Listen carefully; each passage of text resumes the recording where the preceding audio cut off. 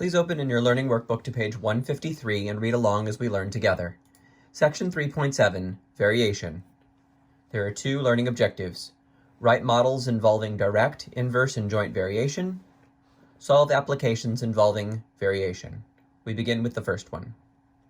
If you've ever driven a car, then you probably know the mathematical equation distance equals rate times time, or d equals rt.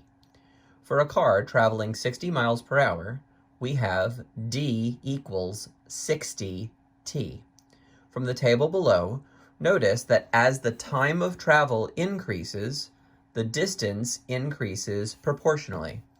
We say that d is directly proportional to t, or that d varies directly as t. This is shown visually in the graph below. As time t increases, distance d increases. This picture is what direct variation looks like, a slanted, straight line through the origin.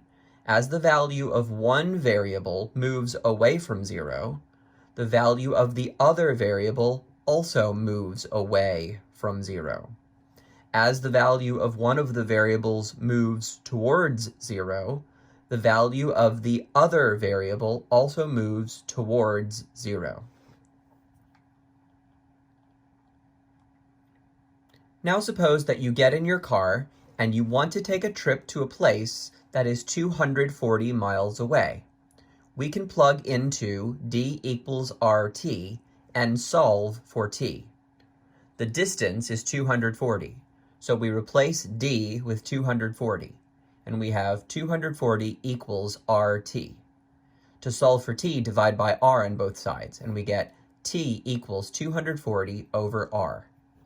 You probably know that the faster you drive, the shorter the time it will take you to complete your trip, and the slower you drive, the longer it will take you to complete your journey. Mathematically, we say that the time of travel t varies inversely as the rate of speed. As the rate r increases, the time of travel will decrease proportionally. Likewise, for slower rates, the time of travel is greater. See the table and graph below.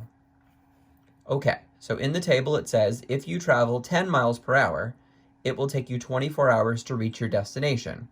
However, if you travel faster, such as 30, 40, 50, or 60 miles an hour, then the travel time is reduced.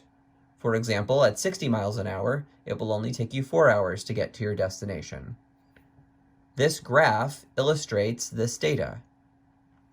This graph is what inverse variation looks like, a curve approaching but not touching the x and y axes. As the value of one variable moves away from zero, the value of the other variable moves towards zero. And as the value of one variable moves towards zero, the value of the other variable moves away from zero. This may be best illustrated by looking at the table. As we travel down the table, the rate r is increasing, meaning it's getting further and further away from zero. But as we travel down the table, the time t is decreasing, meaning it is getting closer and closer and closer to zero. Our next task will be to create our own mathematical models for the things we observe in the world around us. Here are the steps. A model using variation relates two or more quantities or expressions. To construct a model using variation, do this. Step 1. Write the quantity or expression that varies, followed by an equals sign. Step 2. Write the constant of variation, sometimes referred to as the constant of proportionality, in the numerator of a fraction. We use the letter k. Step 3. Write the other quantities or expressions in the fraction. If the word directly is used, it goes in the numerator, multiplying with the k. If the word inversely is used, it goes in the denominator. If the word jointly is used, then they both or all are multiplying in the numerator. Step 4. If necessary, replace an empty denominator with a 1. Now at the end of step 4, you've actually created your model. However, some problems require you to go further. Step 5. If required by the problem, replace all variables except k with numbers and solve for k. Step 6.